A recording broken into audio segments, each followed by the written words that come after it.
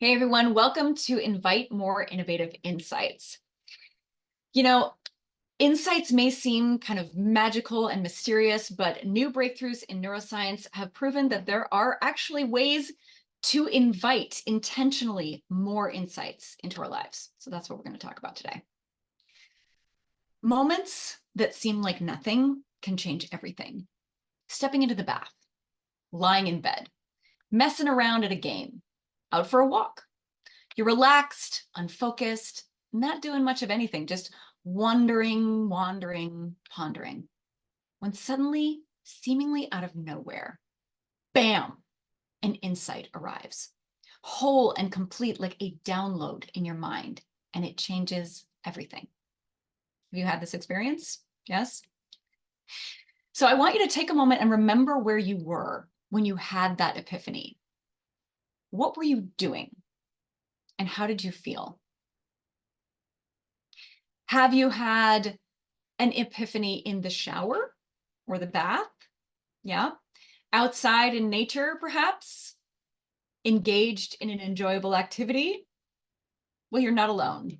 History is rife with examples of light bulb moments that occurred outside the lab, and I mean way outside the lab. Starting with the legendary tale of Archimedes and the crown.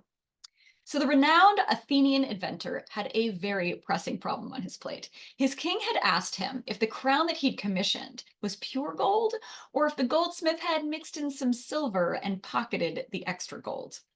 Now, Archimedes knew that gold and silver had different densities, but he had no idea how to measure the density of such an erratically shaped object without damaging it. So he did what any good Athenian would do. He hit the bathhouse. And as he immersed himself in the water, he had this idle thought, isn't it interesting how when I go into the water level rises? And in that moment, his mind made a sudden connection, not methodically, but holistically. All at once, he understood how to measure the density of any object, of any shape or size, simply by immersing it in water and measuring the buoyant force of the water it displaced. So great was his euphoria in that moment, according to legend anyway, that he ran out into the streets, buck naked, dripping wet, yelling at the top of his lungs, "Eureka!" which in Greek means, "I have found it." And this same story has played itself out over and over and over throughout human history. Einstein had a sudden insight about special relativity while riding a trolley away from the city, watching the buildings recede in the distance. Rene Descartes came up with the Cartesian coordinates while watching a fly crawl around on the ceiling above his bed when he was ill. Pixar's Andrew Stanton came up with the idea for Wall-E at a baseball game. Somebody had loaned him a pair of binoculars so that he could see better, but he lost an entire inning just playing with the binoculars, creating different shapes that evoked different emotions. The list goes on and on. It turns out that to solve a pressing problem, we need to stop pressing on the problem. I'll give you a personal example. The year is 1998. I am attempting to fill out my application for a Fulbright scholarship. Now, if you don't know what a Fulbright scholarship is, don't worry, 20-year-old me doesn't really know what it is either. All I know is that if I'm selected, I can go anywhere in the world and study anything I want for a year, and the government will pay for it. How awesome is that? Now, I know exactly where I want to go and what I want to study. What I'm not so clear on is how to make the Fulbright committee care about my topic, which is admittedly pretty obscure. So I've been staring at this blank page for, I don't know, days, weeks, it's all a bit of a blur, racking my brain to try to connect this topic with this audience. But today is a Sunday, so I decided to give myself a break and go for a walk in the neighborhood. It is a crisp, cool, clear February day, and the sky is that pale blue with the high wispy clouds. And so I'm a little confused as to why I seem to be the only person out and about in my usually bustling neighborhood. Where are all the usual dog walkers, stroller pushers, and Walkman wearing joggers? I start to get that eerie feeling like maybe I'm the last human left alive after some apocalyptic event that I somehow missed while banging my brain against this Fulbright essay. But then I noticed something else, an identical image glowing in the window of every home I pass. And that is when it hits me. Today isn't just any old Sunday, it's Super Bowl Sunday. Clearly, I am not up on my sports ball, but in that moment, I have a flash of insight. I suddenly understand with perfect clarity why my topic is so important, not just important in general, important to us, we Americans, right here, right now. None of the methodical research and study I had done had led me to that insight. All the data that I had stuffed in there was like a snow globe that I just kept shaking and shaking, making it harder and harder to see what was going on. But when I stepped away to take that walk, the change of scenery provided a shift in perspective that helped everything come into focus. The mental noise of my stressing and pressing faded into the background, and the snow globe began to settle. And finally, I was able to hear the message that my insight had been screaming at me, trying so hard to get through. And once it came through, an essay poured out of me so fast I got a hand cramp writing it all out. An essay that made it so crystal clear why the Fulbright Committee just had to send me halfway across the world to solve this incredibly pressing problem that they did. And that, my friends, made all the difference for me. It changed everything. Now, epiphanies like this may seem random and unpredictable, mysterious and magical. But thanks to these new breakthroughs in neuroscience, we now know how to create the ideal neurological conditions to invite more innovative insights. In a study on problem solving, neuroscientist John Cunios discovered that there are two basic methods of problem solving: insight and outsight. Outsight is what we usually think of as problem solving, collecting and methodically processing external data to come up with the correct solution. This is what we're taught in school. It's how to solve problems by working through a defined set of steps and to show our work so that A, they know we're not cheating, and B, they know that we understand the process and can reproduce a similar result, which is great in an educational setting where the focus is on learning how to learn, and you already have the solutions to the problems in question. They're right there at the back of the book, right? But it turns out there are a few problems with outsight. First of all, it's just not much fun. It can be really frustrating, tedious, and stress-inducing.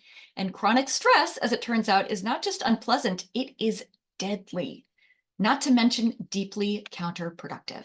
See, when we're stressed, our neurological energy is redirected to the amygdala, the fear center of the brain. And when that happens, all of our problem-solving abilities, the ability to access memories and create new ones, the ability to connect information and ideas, the ability to envision possible solutions, all of that is severely impaired. In other words, stress makes you stupid. Secondly, according to research published just this year in the Journal of Thinking and Reasoning, outsight makes us more susceptible to being taken in by falsified evidence, aka fake news. This is increasingly dangerous in an era where deep fakes, AI-generated videos of trusted figures doing and saying things they never did or said, never would do or say, are becoming more and more convincing and difficult to spot. Turns out overriding our gut instinct, also known as common sense, in favor of external evidence can be downright dangerous. Evidence can be falsified. Intuition cannot. And most importantly, because you're taking known ingredients and processing them according to an expected recipe, your results will inevitably be predictable. That's great news if you're looking for consistency, a reproducible result. But if you're looking for unexpected, disruptive, paradigm-shifting innovations, solutions to problems that have yet to be solved, it ain't gonna happen through outsight. Innovative solutions require insight. So what is insight? An insight, also known as an epiphany, an aha, or a light bulb moment, is a sudden holistic understanding, a complete solution that arrives all at once in the mind, like a download. And unlike outside, insights tend to show up when we least expect them. Poet Ruth Stone says that growing up in rural Virginia, she would be out working in the fields and hear a poem coming at her over the landscape. And she had to run like hell into the house in order to catch it in time. She knew that if she could find a paper and a pen fast enough and a pencil fast enough, she could collect it. She could collect it on the page as it thundered through her, but she didn't always succeed. And the poem would barrel on by and continue down the landscape looking for a better prepared poet. And then there were the times when she would almost miss it. When she would get to the house, grab that paper, but the poem would start to pass through her too quickly, and she would have to reach out with her other hand and catch it by the tail, pulling it backwards into her body as she was transcribing it on the page. In those instances, the poem would come up intact, but backwards, from the last word to the first. Likewise, singer-songwriter Tom Waits shared a story about a time when he was driving in LA traffic, when suddenly he was gifted a hauntingly beautiful melody, entire and intact. But this being the days before mobile phones and not having a tape recorder or even a pen and paper on hand, he had no way to capture this gorgeous song. At first, he was flooded with anxiety, thinking he was missing out on the song of a lifetime, squandering a career-making opportunity that would haunt him forever after. But then he laughed. He looked up at the sky and he said, "Do you not see that I am driving? Do I look like I can write down a song right now? Look, if you really want to exist, come back at a more opportune moment when I can take care of you. Otherwise, go bother somebody else today. Go bother Leonard Cohen."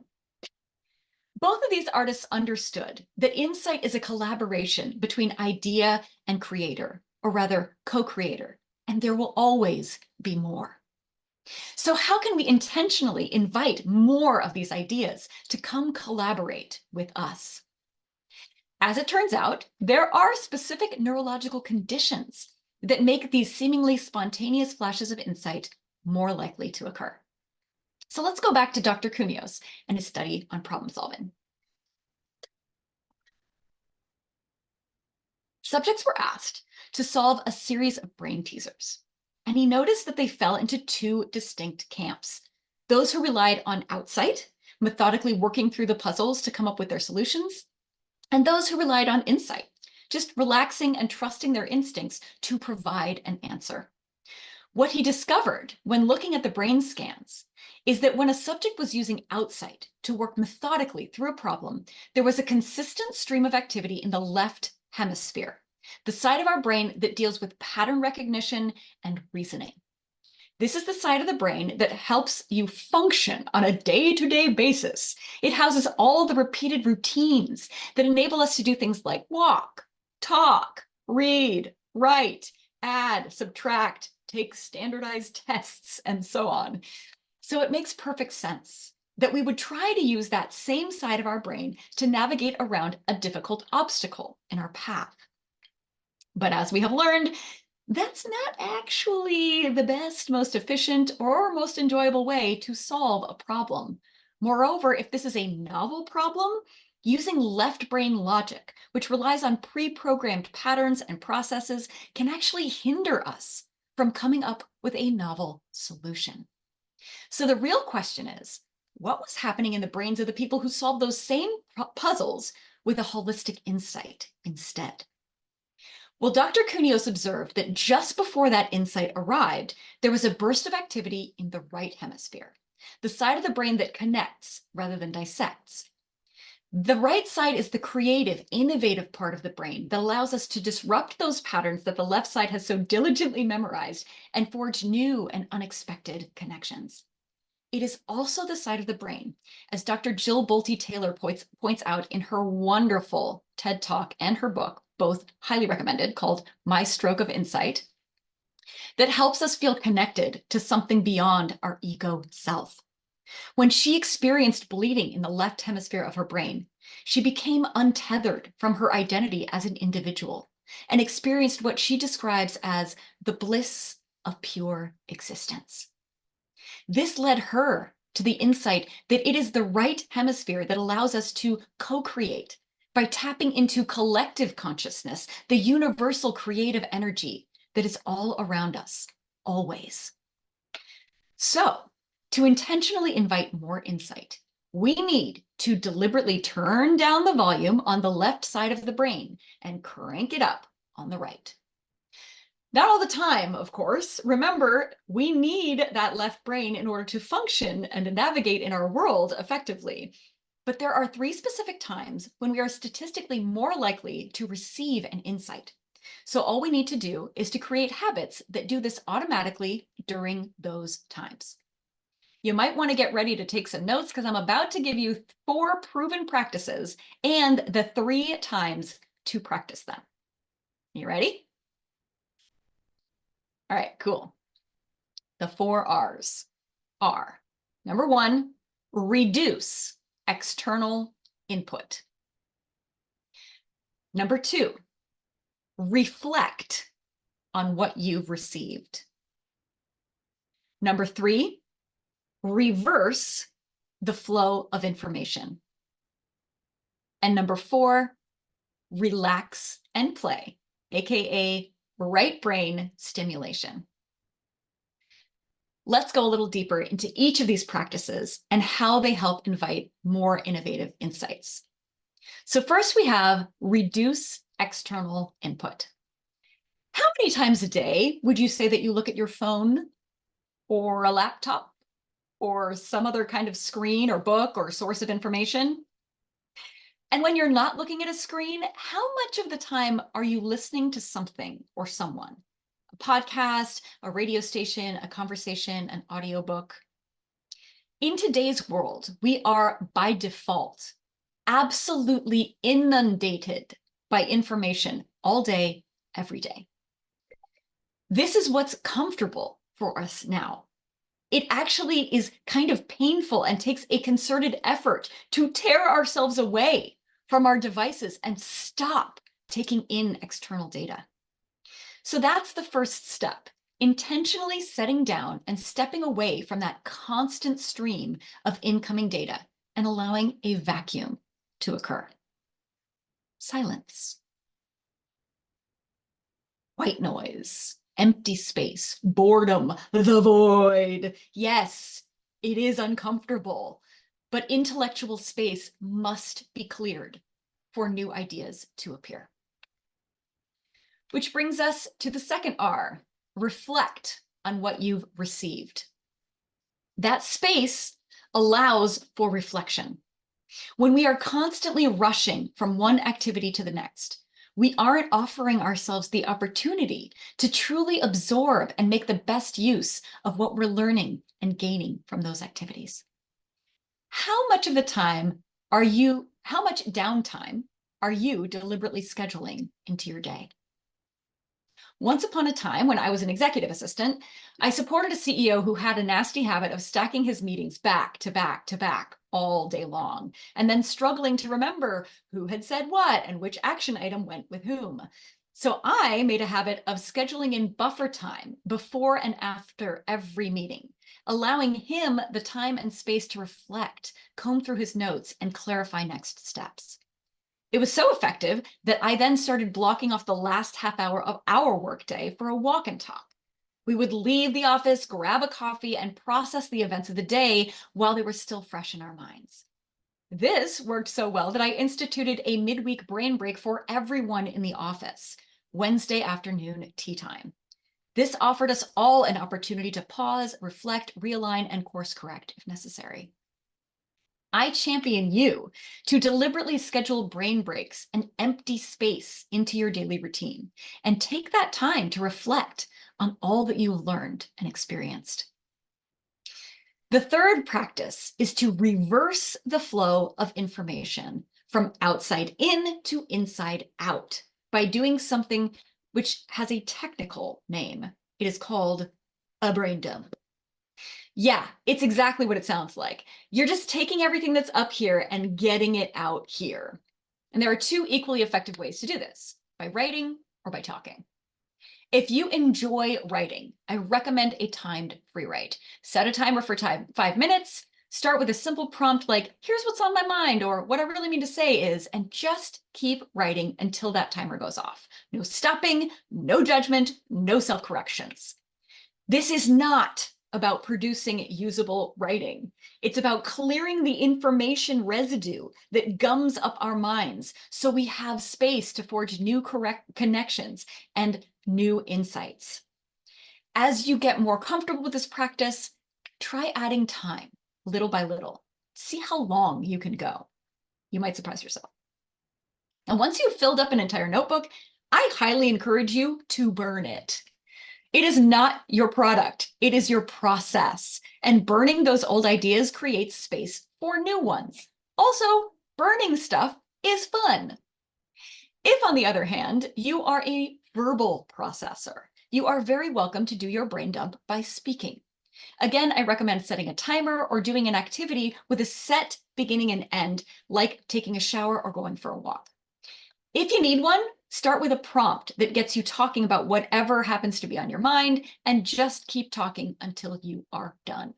If you feel funny talking to yourself out loud, you can record your brain dump, or you can just put in earbuds and pretend like you're on a phone call. I do that all the time. Or if you're lucky enough to actually have someone who's willing to act as your soundboard, a collaborator, a partner, an assistant, or a friend, wonderful. Those walk and talks I mentioned with my boss they worked wonders for us both. Just don't let it hold you back if that person isn't always available. That is what coaches are for. Now, those first 3 R's were actually just preparation for the 4th R, which is where the real magic happens. Relax and play to stimulate the right side of the brain. Once you've tuned down the noise and cleared out your mind, it is time to spark genius by coming into a relaxed and playful state of mind, experimenting and trying things you have never tried. There are as many ways to do this as there are stars in the sky, but here are some simple tools that have consistently delivered positive results from my coaching clients. Number 1, mix it up. Vary your routine. Listen to a new podcast, tune into a new radio station, try something new. Use your non-dominant hand for tasks that don't require a lot of dexterity, like brushing your teeth or washing dishes or grabbing your water, taking a drink. Try walking backwards, try skipping, do the unexpected. Doodle or scribble. No talent required. In fact, bonus points if you do it with your non-dominant hand. And finally, my favorite, play Wouldn't It Be Wonderful If? Disrupt the anxiety-producing what-ifs by flipping them around and allowing yourself to play in limitless possibilities. In fact, it's such a fun game. Let's play right now. I am going to set a timer for 5 minutes, and I want you to make a list of amazing, wonderful, incredible, miraculous things that could happen to you by the end of today. All right, here we go.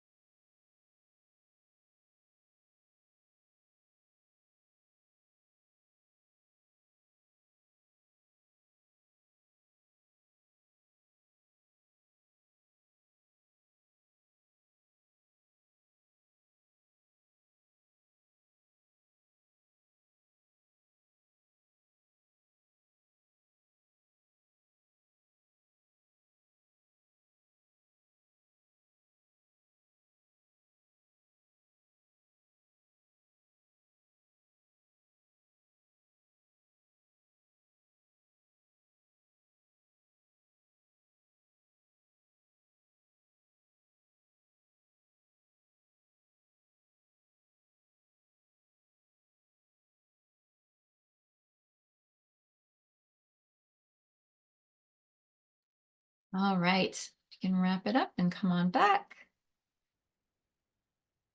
I would love to hear if you have anything extra juicy on that list. I don't know. I think I went super practical. I think the most outlandish one was probably wouldn't it be wonderful to hear from a friend I hadn't talked to in a long time? Yeah, mine were way more out there. Okay. I was like, I wouldn't it be wonderful if I found $1,000 on the ground today? Wouldn't it be wonderful if I got an all expenses paid trip to New Zealand? Mm. So I allow yourself to really, really go out there with these. I think one of them was, wouldn't it be wonderful if I won $1 million? There we go. There we go. All right. I champion you to keep reaching for the really wild stuff. All right. So now that we know what to do, let's talk about when to do it. There are 3 specific times when we are most likely to experience an epiphany. Number 1, first thing in the morning. Number 2, during physical activity. Number 3, in the wake of a learning opportunity. So let's take these individually. When we first wake up in the morning, not only have we already taken care of that first R by not taking in any new information for however long we were sleeping, but we're also in that hypnagogic state, the state between asleep and awake, when we have the right kind of brainwaves and we're in that right side of the brain and it is lit up like a Christmas tree and we are at our most creative and co-creative, connected to the unconscious, okay? This is why it is essential that you have a morning routine that helps you capitalize on these ideal conditions before you pick up that phone or look at your laptop. The moment you start taking in new input, you forfeit that precious opportunity to invite an innovative insight. So your routine doesn't have to be long and complicated. You don't have to meditate for an hour, although that certainly wouldn't hurt. I'm going to walk you through my little morning routine right now. So first, I stretch and I breathe colored light into my body 3 times. Then I reflect on what I want to feel, experience, and share more of today. Then I reverse the flow by speaking that intention out loud. Today, I want to feel, experience, and share more innovative insights, for example. Okay. Then I high five my reflection, or I do a little dance. I improvise a song, or I draw a little smiley face with my non-dominant hand. Anything that feels kind of fun and different in the moment. I just follow my curiosity and see what breaks loose. Then I take a shower, and that's usually where I get my biggest insights. All right. So I highly encourage you to have a morning routine. It doesn't have to be mine, but just something simple that incorporates those 4 R's before you start taking in new information. All right. The next time that this is most likely to happen is during physical activity. There are all kinds of studies that back this up, that we are at our most creative and innovative and problem solving when our body is in motion. So this could be walking, stretching, working out, playing a sport, gardening, doing household chores, anything that gets your body moving. If you tend to take in entertainment while you do these things, try switching to just music with no lyrics, or just allowing there to be silence every now and again. I know it's uncomfortable, but when we do this, we allow our brain to just start to wander. Now, don't try to control where your mind goes. Just observe where it wants to wander all on its own. Just take note, observe. You will be amazed what you can learn just by watching your mind wander on its own. And finally, in the wake of a learning opportunity. So let's say you've just taken in some information that feels useful, important, or inspiring to you. This could be from a business meeting. It could also be from an inspiring story you just heard on social media, or a documentary you watched on Netflix. Could be from a great conversation you just had, or it could be from a workshop like this one. So you know what that means, right? It's time to put our proven practices into practice. So now we're going to do some practice time. First, we're going to reduce our external input. So put your notes away, close your eyes. We're going to take some deep breaths together and just allow that snow globe to settle for a moment. Here we go.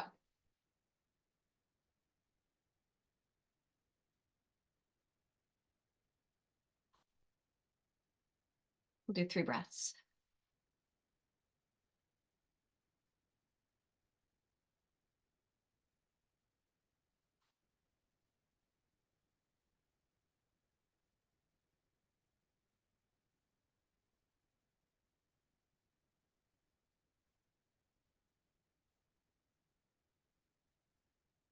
Beautiful. Now we're going to reflect on what we just learned. I want you to ask yourself in your mind, what is my biggest takeaway? What is the thing that I learned today that I'm going to share with someone else or put into practice right away? What's your biggest takeaway?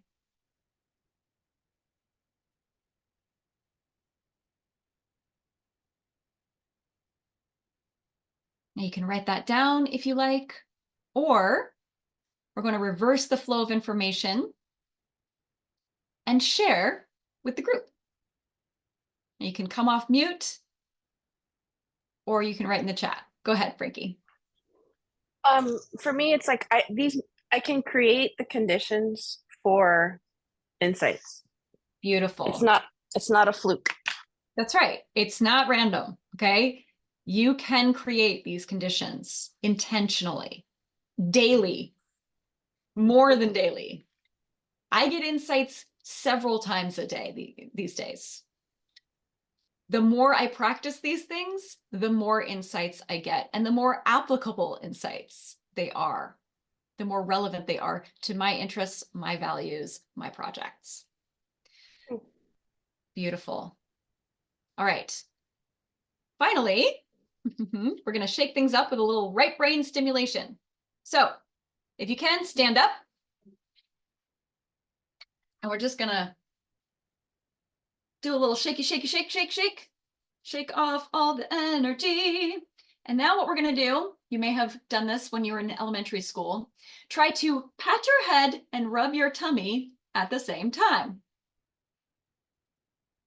Now, once you got that, I want you to switch your hands. Oh my God, so much harder. There we go. Now that feels silly, right? It feels silly, but get used to it, because guess what? To solve serious problems, you're going to need to get seriously silly. That is what it means to think outside the box and go against the grain. You have to embrace what feels weird, different, silly, strange. In other words, get comfortable with the discomfort. Embrace the emptiness. Listen to the sound of silence.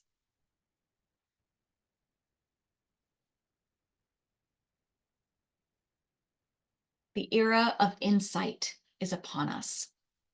The revolution is already in progress, and I am counting on you to lead the way.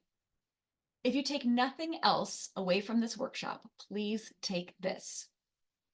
In a single moment, you can change everything just by allowing yourself to do nothing. Thank you. Now I've got some, I'm going to put in the chat here.